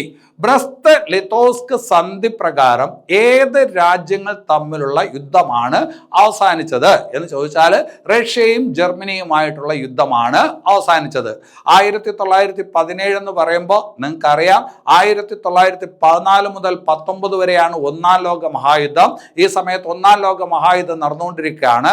ഈ റഷ്യ ഇപ്പോൾ പുതിയ ബോൾഷവിക്കുകളുടെ നേതൃത്വത്തിലുള്ള റഷ്യ ഒരു ഭാഗത്തും ചേരാതെ ഈ പറഞ്ഞ ജർമ്മനിയുമായിട്ടുള്ള യുദ്ധമൊക്കെ അവസാനിപ്പിച്ച് അവരുടെ രാജ്യത്തെ വികസിപ്പിക്കുന്നതിനുള്ള ശ്രമത്തിലോട്ട് പോവാണ്. അപ്പൊ ആ ബ്രസ്റ്റ് ലിത്തോസ്ക് സന്ധി പ്രകാരം അവസാനിപ്പിക്കപ്പെട്ട ഈ പറഞ്ഞ യുദ്ധം ഏതൊക്കെ രാജ്യങ്ങൾ തമ്മിലാണ്? റഷ്യയും ജർമ്മനിയും തമ്മിലാണ് എന്നുള്ളത് ഓർക്കുക. ഇനി അവിടെ വേറൊരു കാര്യം കൂടി ഓർത്തോണം. ബോൾഷവിക്കുകൾ നിങ്ങൾക്കറിയാം അല്ലെ? ആ ബോൾഷവിക്കുകളുടെ പ്രധാനപ്പെട്ട ഈ പറഞ്ഞ ഒരു പ്രസിദ്ധീകരണം ഉണ്ടായിരുന്നു. ബോൾഷവിക്ക് പ്രസിദ്ധീകരണമായിരുന്നു പ്രവദ. അപ്പോൾ പ്രവദ, റഷ്യയിലെ പ്രവദ വളരെ ഫേമസ് ആണ്. പ്രവദ എന്ന് പറയുന്ന പ്രസിദ്ധീകരണം ആരുമായി ബന്ധപ്പെട്ടത് എന്ന് ചോദിച്ചാൽ ബോൾഷവിക്കുകളുടെ പ്രസിദ്ധീകരണമായിരുന്നു. ഏത്? പ്രവദ. അവരുടെ ഈ പറഞ്ഞ ആശയങ്ങളൊക്കെ ഉൾക്കൊള്ളുന്ന ഒരു പബ്ലിക്കേഷൻ ആയിരുന്നു പ്രവദ. അപ്പോ പ്രവദ ബോൾഷവിക്കുകളുമായി ബന്ധപ്പെട്ടിരിക്കുന്നു. പെട്രോഗ്രാഡ് ഒരു പട്ടണം അല്ലെ, നേവാ നദി അല്ലെ, ബ്രസ്റ്റ് ലിത്തോസ്ക് സന്ധി അല്ലെ, രക്തരൂക്ഷിത ഞായർ, ഇതുപോലുള്ള ചില കാര്യങ്ങൾ നിങ്ങളുടെ മെമ്മറിയിൽ വേണം. റഷ്യൻ വിപ്ലവം പഠിക്കുന്ന സമയത്ത് വേണം. ഇനി അത് കഴിഞ്ഞിട്ട് നടന്ന മറ്റൊരു പ്രധാനപ്പെട്ട കാര്യം 1922. 1917 വിപ്ലവം അല്ലെ. 1922 ആയപ്പോൾ ഈ പറഞ്ഞ പല റഷ്യൻ പ്രദേശങ്ങളും ഒക്കെ കൂട്ടി യോജിപ്പിച്ചുകൊണ്ട് സോവിയറ്റ് യൂണിയൻ എന്ന് പറയുന്ന ഒരു ഫെഡറേഷൻ 1922 റഷ്യൻ വിപ്ലവത്തിന് ശേഷം വന്നു. ഈ സോവിയറ്റ് യൂണിയൻ നിങ്ങൾക്കറിയാം ഒരുപാട് കാലം അല്ലെ, അതായത് ആ സോവിയറ്റ് യൂണിയൻ ചിഹ്ന ഭിന്നമാകുന്നത് വരെ 1991 ആ സോവിയറ്റ് യൂണിയൻ പിന്നീട് ചിഹ്ന ഭിന്നമാകുന്നത്. ആ 91 വരെ ലോകത്തെ വളരെ പ്രധാനപ്പെട്ട അമേരിക്കയ്ക്കൊപ്പം നിൽക്കുന്ന പ്രധാനപ്പെട്ട ശക്തിയായിരുന്നു സോവിയറ്റ് യൂണിയൻ. അങ്ങനെ ആ സോവിയറ്റ് യൂണിയൻ എന്ന് പറയുന്ന ഫെഡറേഷൻ റഷ്യൻ വിപ്ലവത്തിന് ശേഷം രൂപീകരിക്കപ്പെടുന്നത് 1922 ഇനി ഒരു കാര്യം കൂടി നിങ്ങൾ അവിടെ മനസ്സിലായിക്കോണം. ലെനിൻ മരിച്ചതെന്ന് കൂടി പരീക്ഷയ്ക്ക് ചോദിച്ചേക്കും. വിപ്ലവം കഴിഞ്ഞിട്ട് ഒരുപാട് കാലം ലെനിൻ അധികാരത്തിലിരുന്നില്ല. 1924 ലെനിൻ മരണപ്പെട്ടു. 1924 ലെനിൻ മരണപ്പെട്ടു. അപ്പോൾ 1922 സോവിയറ്റ് യൂണിയൻ രൂപീകരിക്കുന്നു. 1924 924 ലെനിൻ മരിക്കുന്നു. 1991 റഷ്യയുടെ പ്രസിഡന്റ് ഗോർബച്ചേവ് എന്ന് പറയുന്ന ഒരാൾ പ്രസിഡന്റ് ആയിരുന്നു. ഗോർബച്ചേവ് പ്രസിഡന്റ് ആയിരിക്കുന്ന സമയത്ത് സോവിയറ്റ് യൂണിയൻ എന്ത് ചെയ്യുന്നു? ചിഹ്ന ഭിന്നമായി ഒരുപാട് രാജ്യങ്ങൾ പുതുതായിട്ട് സ്വാതന്ത്ര്യം പ്രഖ്യാപിച്ചു പോയി. ഇപ്പൊ നമ്മൾ കേൾക്കുന്ന ഉക്രൈൻ ആയാലും, ഉക്രൈൻ രാജ്യമായിട്ടുള്ള ബെലാറസ് ആയാലും, പിന്നെ അത് കഴിഞ്ഞിട്ട് കിർഗിസ്ഥാൻ ആയാലും, കസാക്കിസ്ഥാൻ ആയാലും, ഉസ്ബെക്കിസ്ഥാൻ ആയാലും, ലിത്വാനിയ, ലാത്വിയ പോലുള്ള രാജ്യങ്ങൾ, അർമേനിയ, അസർബൈജാൻ പോലുള്ളതെല്ലാം ഇന്നത്തെ ഈ പറഞ്ഞ സ്വതന്ത്ര രാജ്യങ്ങളെല്ലാം ഒരു കാലത്ത് ഈ സോവിയറ്റ് യൂണിയന്റെ ഭാഗമായിരുന്നു. പക്ഷെ 991 ഈ പറഞ്ഞ ഇത് ചിഹ്ന ഭിന്നമായപ്പോൾ അങ്ങനെയുള്ള പല പ്രദേശങ്ങളും എന്ത് ചെയ്യാണ്? സ്വതന്ത്ര രാജ്യങ്ങളായിട്ട് മാറി. അപ്പോൾ പഴയ പവർ, സോവിയറ്റ് യൂണിയന്റെ പഴയ പവർ ഇന്ന് റഷ്യക്കില്ല, അതിൻ്റെ നിഴൽ മാത്രമേ ഉള്ളൂ എന്നൊന്ന് മനസ്സിലാക്കി വയ്ക്കുക. ഇനി അത് കഴിഞ്ഞിട്ട് വേറെ ചില കാര്യങ്ങൾ കൂടി പഠിച്ചാൽ മാത്രമേ ഈ ഭാഗം പൂർണ്ണമാവൂ. ഞാൻ നേരത്തെ പറഞ്ഞു, ലോകത്ത് വളരെ സൂക്ഷ്മമായ ആസൂത്രണത്തിലൂടെ സൃഷ്ടിക്കപ്പെട്ട വിപ്ലവമാണ് റഷ്യൻ വിപ്ലവം എന്ന് പറഞ്ഞു. അങ്ങനെ പറഞ്ഞത് ഒരു ചരിത്രകാരനാണ്. ആ ചരിത്രകാരൻ ഒരു പുസ്തകത്തിലാണ് അങ്ങനെ പറഞ്ഞത്. ആ പുസ്തകമാണ് 1917 ബിഫോർ ആൻഡ് ആഫ്റ്റർ. 1917 റഷ്യൻ വിപ്ലവവുമായിട്ട് ബന്ധപ്പെട്ട് രചിക്കപ്പെട്ട ഒരു പുസ്തകമാണ് 1917 before and after. Before and after. ആ പുസ്തകം രചിച്ചത് ആരെന്ന് ചോദിച്ചാൽ E.H. കാർ എന്ന് പറയുന്ന ഒരാളാണ്. E.H. കാർ അദ്ദേഹമാണ് പറഞ്ഞത് ലോകത്ത് വളരെ സൂക്ഷ്മവും ആസൂത്രിതവുമായി നടപ്പിലാക്കിയ വിപ്ലവമാണ് റഷ്യൻ വിപ്ലവം. ശരിക്കും അത് ഉദ്ദേശിക്കുന്ന ഏത് വിപ്ലവത്തിനെയാണ്? ബോൾഷെവിക് വിപ്ലവത്തിനെയാണ്. അപ്പോൾ 1917 ബിഫോർ ആൻഡ് ആഫ്റ്റർ റഷ്യൻ വിപ്ലവവുമായി ബന്ധപ്പെട്ടിരിക്കുന്ന ഒരു പുസ്തകമാണ്. എഴുതിയതാരെന്ന് ചോദിച്ചാൽ E.H. കാർ എന്ന് പറയുന്ന ആളാണ്, ചരിത്രകാരനാണ്. ഇനി അത് കഴിഞ്ഞിട്ട് വളരെ പ്രധാനപ്പെട്ട ഒരു പോയിന്റാണ് 10 days that shook the world. 10 days that shook the world ഒരു പുസ്തകമാണ്. ലോകത്തെ മാറ്റിമറിച്ച 10 ദിവസങ്ങൾ, അതായത് ആ ബോൾഷെവിക് വിപ്ലവം നടന്ന ദിവസങ്ങളാണ്. 10 days that shook the world എന്ന് പറയുന്ന പുസ്തകം എഴുതിയത് ഒരു അമേരിക്കക്കാരനാണ്. ആരെന്ന് ചോദിച്ചാൽ John read. John read 10 days that shook the world എന്ന് പറയുന്ന പുസ്തകം ഏത് വിപ്ലവവുമായി ബന്ധപ്പെട്ടിരിക്കുന്നു എന്ന് പരീക്ഷയ്ക്ക് ചോദിക്കാം. ഏത് വിപ്ലവവുമായി ബന്ധപ്പെട്ടിരിക്കുന്നു? റഷ്യൻ വിപ്ലവവുമായിട്ട് ബന്ധപ്പെട്ടിരിക്കുന്നു. അത് എഴുതിയത് ഈ പറഞ്ഞ ഒരു അമേരിക്കൻ മാധ്യമ പ്രവർത്തകനാണ്. ആരെന്ന് ചോദിച്ചാൽ ജോൺ റീഡാണ്. ഇനി ഒരു കാര്യം മനസ്സിലാക്കേണ്ടത്, ഈ പുസ്തകത്തിന്റെ അതേ പേരിൽ, ഈ പുസ്തകത്തിൽ പറയുന്ന കാര്യങ്ങളൊക്കെ തന്നെയാണ്. അത് വെച്ചിട്ട് ഇതേ പേരിൽ ഒരു സിനിമ പിന്നീട് ഈ പറഞ്ഞ റഷ്യൻ വിപ്ലവത്തിന്റെ പശ്ചാത്തലത്തിൽ ഈ പറഞ്ഞ ഉണ്ടാക്കിയിട്ടുണ്ട്. ആ സിനിമയുടെ പേരും അത് തന്നെ. ഏതാണ്? 10 days that shook the world. അപ്പോൾ ഒരേ പേരിൽ തന്നെ പുസ്തകമുണ്ട്, അതേ പേരിൽ തന്നെ സിനിമയുണ്ട്. പുസ്തകം എഴുതിയത് ജോൺ റീഡ്. പക്ഷേ സിനിമ നിർമ്മിച്ചതാര്, സിനിമ സംവിധാനം ചെയ്തതാര് എന്ന് ചോദിച്ചാൽ അറിയപ്പെടുന്ന ഒരു റഷ്യൻ സംവിധായകനാണ്. നിങ്ങൾ കേട്ടിട്ടുണ്ട്, സെർഗി ഐൻസ്റ്റീൻ. ആരാണ്? സെർഗി ഐൻസ്റ്റീൻ ആണ് ആ പറഞ്ഞ സിനിമ സംവിധാനം ചെയ്തത്. സെർഗി ഐൻസ്റ്റീൻ അല്ലെ? സെർഗി ഐൻസ്റ്റീൻ്റെ കാര്യം പറയുമ്പോൾ മുമ്പ് പിള്ളേരുടെ പുസ്തകത്തിൽ ഉണ്ടായിരുന്നത് പരീക്ഷയ്ക്ക് ചോദിച്ച വേറൊരു സിനിമയുണ്ട്, ബാറ്റിൽ ഷിപ്പ് പൊട്ടൻകിൻ. ബാറ്റിൽ ഷിപ്പ് പൊട്ടൻകിൻ എന്ന് പറയുന്ന ഒരു സിനിമ. ആ സിനിമയുടെയും പശ്ചാത്തലം ഏത് തന്നെയാണ്? റഷ്യൻ വിപ്ലവമാണ് അല്ലെ? 10 days that shook the world എന്ന് പറയുന്ന സിനിമയുടെയും അതുപോലെ തന്നെ ബാറ്റിൽ ഷിപ്പ് പൊട്ടൻകിൻ എന്ന് പറയുന്ന സിനിമയുടെയും പശ്ചാത്തലം ഒന്നാണ്, റഷ്യൻ വിപ്ലവം. ഈ 2 സിനിമകളും സംവിധാനം ചെയ്തത് ആരെന്ന് ചോദിച്ചാൽ റഷ്യൻ സംവിധായകൻ ആരാണ്? സെർഗി ഐൻസ്റ്റീൻ ആണ് എന്ന് ഓർത്തു വയ്ക്കുക. അപ്പോ ആദ്യം പറഞ്ഞു 1917 ബിഫോർ ആൻഡ് ആഫ്റ്റർ പുസ്തകമാണ് E.H. കാർ അല്ലെ? 10 days that shook the world ഒരു പുസ്തകമാണ്. എഴുതിയത് ജോൺ റീഡ്. 2 സിനിമകൾ, 10 days that shook the world, പിന്നെ അത് കഴിഞ്ഞിട്ട് ബാറ്റിൽ ഷിപ്പ് പൊട്ടൻകിൻ. ആ 2 സിനിമകൾ സംവിധാനം ചെയ്തത് സെർഗി ഐൻസ്റ്റീൻ ആണ്. അപ്പൊ അത് ഓർത്ത് വയ്ക്കണം. ഇനി അത് കഴിഞ്ഞിട്ട് വേറൊരു പുസ്തകത്തിലോട്ട് വരാം. Ward number 6. വാർഡ് നമ്പർ 6 ഒരു ചെറിയ പുസ്തകമാണ്.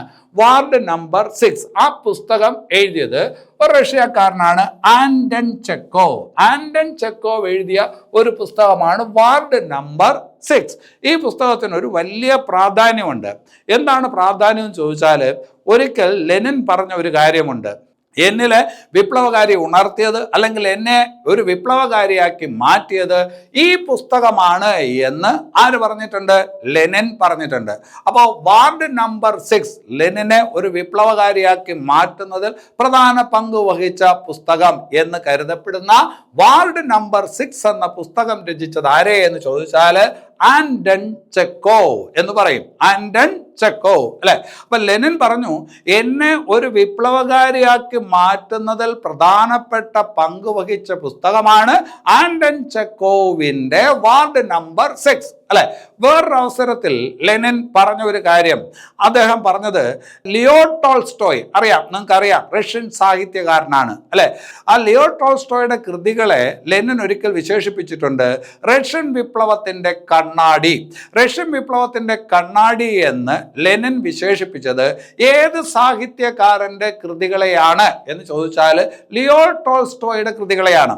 വേറൊരു അവസരത്തിൽ ഞാൻ നേരത്തെ പറഞ്ഞതാണ്, ഒരിക്കൽ ലെനിൻ പറഞ്ഞു, എങ്ങനെ പറഞ്ഞു? റഷ്യൻ വിപ്ലവത്തിന്റെ മുന്നൊരുക്കമാണ് 1905 ബ്ലഡി സൺഡേ സംഭവം അല്ലെ. അപ്പൊ അതെല്ലാം പ്രധാനപ്പെട്ടതാണ്, പരീക്ഷയ്ക്ക് ചോദിക്കും. അപ്പൊ ഇവിടെ ഇപ്പൊ ഞാൻ പറഞ്ഞത് ഇങ്ങനെയാണ്, റഷ്യൻ വിപ്ലവത്തിന്റെ കണ്ണാടി എന്ന് ലെനിൻ വിശേഷിപ്പിച്ചത് ആരുടെ കൃതികളെയാണ്? ലിയോ ടോൾസ്റ്റോയുടെ കൃതികളെയാണ് അല്ലെ. നേരത്തെ ഒരു കാര്യം പറഞ്ഞു, പ്രവധ ബോൾഷെവിക്കുകളുടെ പ്രസിദ്ധീകരണമായിരുന്നു അല്ലെ. ബോൾഷെവിക്കുകളുടെ പ്രസിദ്ധീകരണമായിരുന്നു പ്രവധ. വേറൊരു കാര്യമുണ്ട്, പ്രോലാറ്ററി. പ്രോലാറ്ററി എന്ന് പറയുന്നത് റഷ്യൻ ടേമാണ്, റഷ്യൻ പദമാണ്. എന്ന് പറഞ്ഞാൽ പ്രോലാറ്ററി എന്ന് പറയുന്ന റഷ്യൻ പദത്തിന് വർക്കിംഗ് ക്ലാസ് അല്ലെങ്കിൽ ഈ പറഞ്ഞ ഫാക്ടറി തൊഴിലാളികൾ എന്നൊക്കെയാണ് അർത്ഥം. അപ്പോൾ പ്രോലാറ്ററി എന്ന് പറഞ്ഞൊരു പത്രം ഉണ്ടായിരുന്നു റഷ്യയിൽ പണ്ട് 1906, 1909 കാലങ്ങളിൽ. അവിടെ ഒരു പത്രം ഉണ്ടായിരുന്നു, പ്രോലാറ്ററി എന്ന് പറയുന്ന പത്രം. ആ പ്രോലാറ്ററി എന്ന് പറയുന്ന പത്രത്തിന്റെ എഡിറ്ററായിട്ട് ജോലി ചെയ്തിട്ടുണ്ട് ആര്? ലെനിൻ. ലെനിൻ എഡിറ്ററായിട്ട് ജോലി ചെയ്തത് ഏത് പത്രത്തിലാണ് എന്നാലും പരീക്ഷയ്ക്ക് ചോദിച്ചാൽ പ്രോലാറ്ററി. അതേസമയം ബോൾഷെവിക്കുകളുടെ പ്രസിദ്ധീകരണമായിരുന്നു ഏതെന്ന് ചോദിച്ചാൽ ഏതെന്ന് പറയാം, അവരുടെ ഒഫീഷ്യൽ ഈ പറഞ്ഞ പബ്ലിക്കേഷൻ ആയിരുന്നു പ്രവധ. പക്ഷെ നേരത്തെ പറഞ്ഞ എന്താണ്, ലെനിൻ കുറച്ചു കാലം എഡിറ്ററായിട്ട് ജോലി ചെയ്തിരുന്ന ഒരു പത്രമാണ് പ്രോലാറ്ററി അല്ലെ.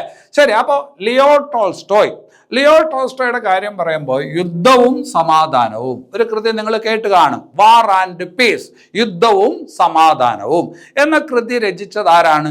ലിയോ ടോൾസ്റ്റോയ് ആണ്. അദ്ദേഹത്തിന് വളരെ പ്രസിദ്ധമായിട്ടുള്ള മറ്റൊരു കൃതിയുണ്ട്, അന്നാ കരീനീന, യുദ്ധവും സമാധാനവും പോലുള്ള കൃതികൾ രചിച്ചത് ആര് എന്ന് ചോദിച്ചാൽ അത് ആരാണ്? അത് ലിയോ ടോൾസ്റ്റോയ് ആണ് എന്ന് ഓർക്കുക. റഷ്യൻ വിപ്ലവത്തിന്റെ കണ്ണാടിയാണ് ഇദ്ദേഹത്തിന്റെ കൃതികൾ എന്ന് പറഞ്ഞത് ലെനിനാണ്. ഇനി അത് കഴിഞ്ഞിട്ട് വേറൊരു പുസ്തകം പരിചയപ്പെട്ടു വയ്ക്കുക, കുറ്റവും ശിക്ഷയും അല്ലെ. ആ പറഞ്ഞ പുസ്തകം എഴുതിയത് ആരെ എന്ന് ചോദിച്ചാൽ ദസ്തവെസ്കിയാണ്. ആരാണ്? ദസ്തേവെസ്കി. അറിയപ്പെടുന്ന റഷ്യൻ സാഹിത്യകാരനാണ് ദസ്തേവെസ്കി അല്ലെ. ദസ്തേവെസ്കിയെ കഥാപാത്രമാക്കിക്കൊണ്ട് മലയാളത്തിൽ പെരുമ്പടവം ശ്രീധരൻ രചിച്ച ഒരു പുസ്തകമുണ്ട്, വയലാർ അവാർഡ് നേടിയ പുസ്തകമുണ്ട്. നിങ്ങൾക്കറിയാം, ഒരു സങ്കീർത്തനം പോലെ റഷ്യൻ സാഹിത്യകാരൻ ദസ്തേവെസ്കിയെ നായകനാക്കി പെരുമ്പടവം ശ്രീധരൻ രചിച്ച ഒരു പുസ്തകമാണ്, വയലാർ അവാർഡ് നേടിയ പുസ്തകമാണ് ഏത്? ഒരു സങ്കീർത്തനം പോലെ. അപ്പോ കുറ്റവും ശിക്ഷയും എന്ന പുസ്തകം രചിച്ചത് ആരാണ്? ദസ്തേവെസ്കിയാണ്. കുറ്റവും ശിക്ഷയും എന്ന പുസ്തകം രചിച്ചത് ദസ്തേവെസ്കിയാണ്. ഇനി അത് കഴിഞ്ഞിട്ട് വളരെ പ്രസിദ്ധമായിട്ടുള്ള ഒരു പുസ്തകമാണ് മദർ. അമ്മ എന്ന് പറയുന്ന പുസ്തകം, മദർ എന്ന് പറയുന്ന പുസ്തകം രചിച്ചത് ആരെന്ന് ചോദിച്ചാൽ മാക്സിം ഗോർക്കിയാണ്. ആരാണ്? Maxim Gorky. അറിയപ്പെടുന്ന റഷ്യൻ സാഹിത്യകാരനാണ്. മാക്സിം ഗോർക്കിയുടെ പുസ്തകമാണ് ഏത്? അമ്മ. അപ്പൊ അതൊക്കെ ഒന്ന് ശ്രദ്ധിച്ച് വായിക്കണം, കാരണം ഈ സ്ഥലത്ത് അതൊക്കെ ചേർത്ത് ചോദിക്കാനായിട്ട് പറ്റും. അതിനുള്ള സാഹചര്യമൊക്കെ ഇവിടെയുണ്ട്. റഷ്യൻ വിപ്ലവവുമായിട്ട് ബന്ധപ്പെട്ട് ഇതൊക്കെ ചോദിക്കാൻ കൊള്ളാവുന്ന സാഹചര്യമുണ്ട്. ഇനി അത് കഴിഞ്ഞിട്ട് നിങ്ങളൊന്ന് മനസ്സിലാക്കി വെക്കണം, പരീക്ഷയ്ക്ക് ചോദിച്ചാലും ഇല്ലെങ്കിലും, കമ്മ്യൂണിസ്റ്റ് മാനിഫെസ്റ്റോ മാനിഫെസ്റ്റോ നിങ്ങൾക്കറിയാം 1848 പ്രസിദ്ധപ്പെടുത്തിയ പുസ്തകമാണ് കമ്മ്യൂണിസ്റ്റ് മാനിഫെസ്റ്റോ. ലോകത്ത് ഏറ്റവും കൂടുതൽ അച്ചടിക്കപ്പെട്ട പുസ്തകം ഏതെന്ന് ചോദിച്ചാൽ സാധാരണഗതിയിൽ ബൈബിൾ എന്നുള്ളതാണ് ഉത്തരം. ലോകത്ത് ഏറ്റവും കൂടുതൽ അച്ചടിക്കപ്പെട്ട പുസ്തകമാണ് ബൈബിൾ എന്ന് പറയാറുണ്ട്. ബൈബിൾ കഴിഞ്ഞാൽ ലോകത്ത് ഏറ്റവും കൂടുതൽ അച്ചടിക്കപ്പെട്ട പുസ്തകം എന്ന് കമ്മ്യൂണിസ്റ്റ് മാനിഫെസ്റ്റോയെ പറയാറുണ്ട്. അപ്പോൾ ഈ കമ്മ്യൂണിസ്റ്റ് മാനിഫെസ്റ്റോ നിങ്ങൾക്കറിയാം എഴുതിയത് ആരാണ്? ഫ്രെഡറിക് ഏംഗൽസും കാൾ മാർക്സും കൂടെ ചേർന്ന് എഴുതിയ പുസ്തകമാണ് കമ്മ്യൂണിസ്റ്റ് മാനിഫെസ്റ്റോ അല്ലെ. ഫ്രെഡറിക് ഏംഗൽസും കാൾ മാർക്സും ചേർന്ന് എഴുതിയ പുസ്തകമാണ് കമ്മ്യൂണിസ്റ്റ് മാനിഫെസ്റ്റോ.